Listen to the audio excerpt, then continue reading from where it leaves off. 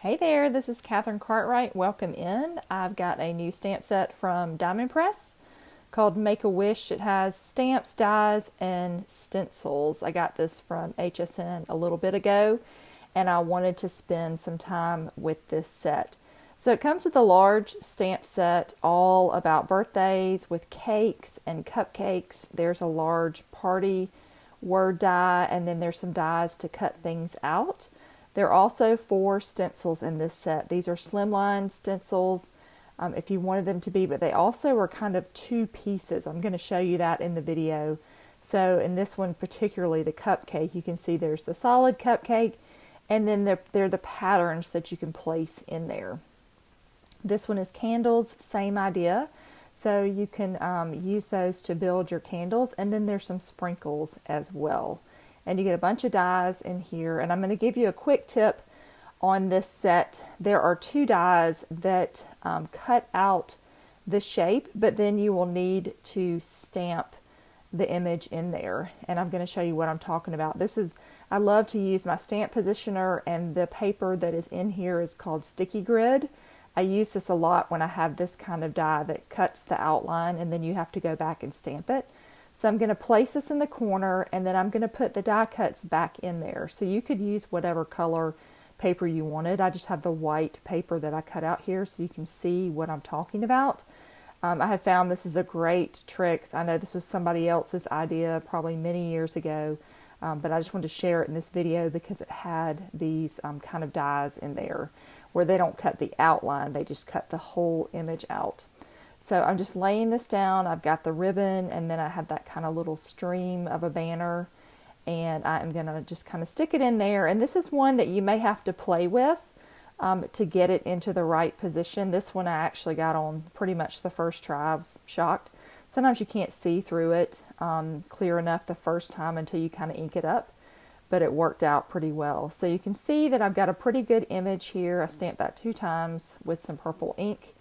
And then I'm going to pop up these pieces with my little pokey tool, because you can see it's a little bit sticky, that grid paper. I'll link the grid paper. You may have a different kind of sticky mat, but then you can just keep doing that over and over and over again. Leave the stamps where they are, and then you can just place the new die cuts in there. Okay, so I'm going to go ahead and get started. I'm going to make several cards using these stencils. I wanted to show you what they look like. If you pick this set up, it's still available over at HSN. I just looked and saw that they still had some in stock. It's just a fun set. The stencils are actually what kind of sold me on the kit. When I saw those, I really wanted to try them out. They were a little bit different. But then I really fell in love with the stamp set. I'm going to have some extra samples at the end that I'm going to make off camera using some of the components of this set. So I'm just using Distress Oxide today. I've got some broken china in my brush. I'm using Bristol Smooth cardstock, and you can see you have a beautiful sprinkle image there. Now you could stop there. You could use texture paste. You could use anything you wanted to put through that stencil. And so I went ahead and washed off the one side that I used. And then I'm going to come back here with a different color. This is Twisted Citron. And I kind of layered it on top of each other. It didn't fit just perfectly, but you definitely are able to see the 2 different colors of sprinkles, I should say, from the stencil.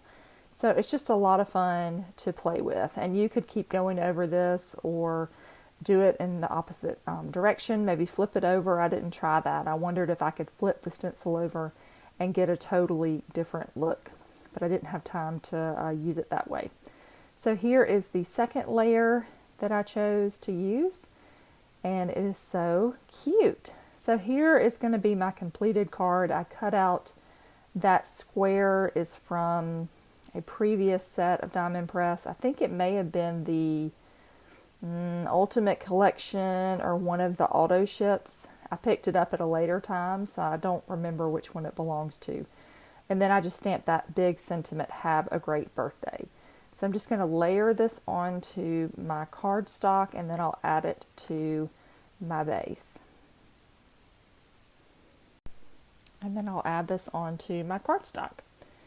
And I just have a white card base here, and then I'll add that "Have a Great Birthday" to the front of this. But I love that little die, the little square. It just has a fun little edge border to it. I have been enjoying these little sets of dies. And I'm just going to glue this directly onto my cardstock. You could pop it up with some foam for added dimension, but I want to make sure I won't have this too bulky so I can get this into the mail. So here are some of the cupcakes and the flowers. That large cake, there's a little banner as well. I'm just going to do a really quick color of this.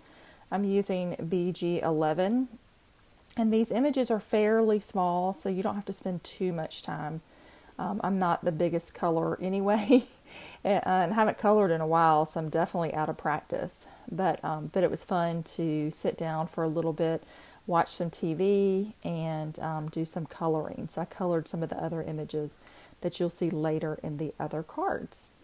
And then I'm just going to come back and blend these two colors together, pulling that lighter one together and leaving a little bit in the middle.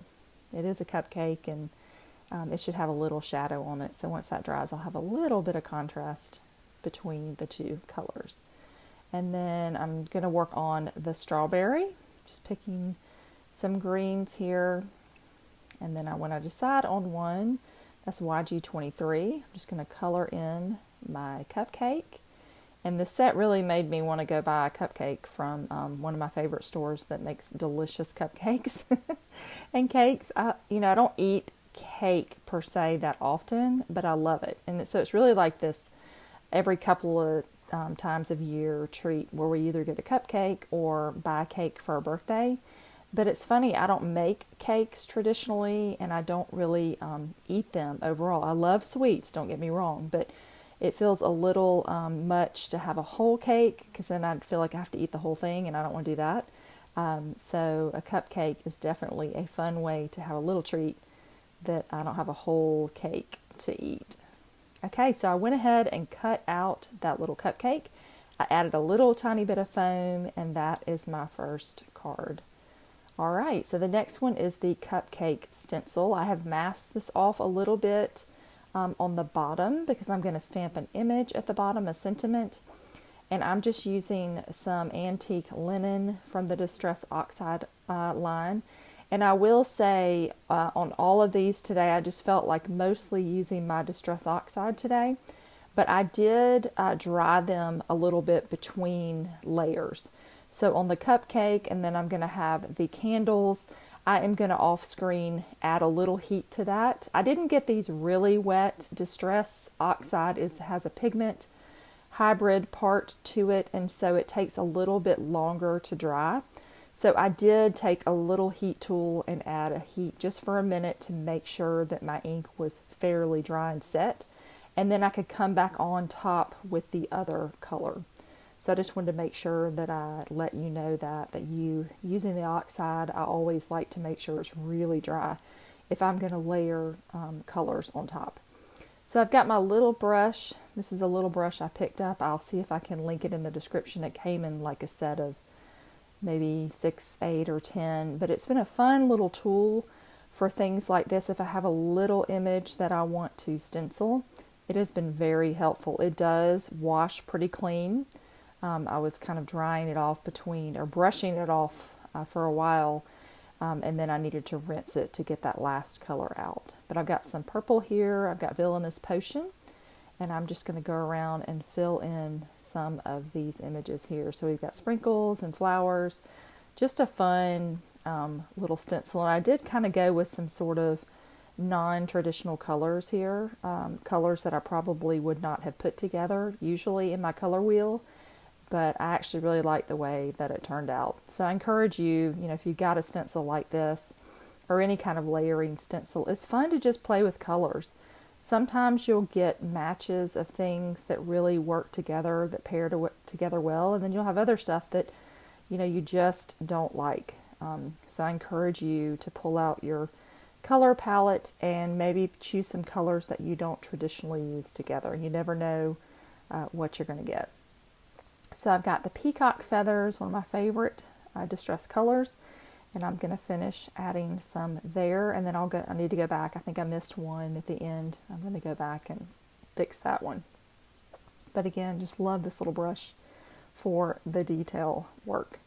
You could use paste. You could also just do this one color. You don't have to do kind of the piecing of the colors unless you really want to. You could use a brush or a foam. It's just a little, you'd probably have to mask off a little bit if you didn't. Okay, and so here is the reveal. So pretty.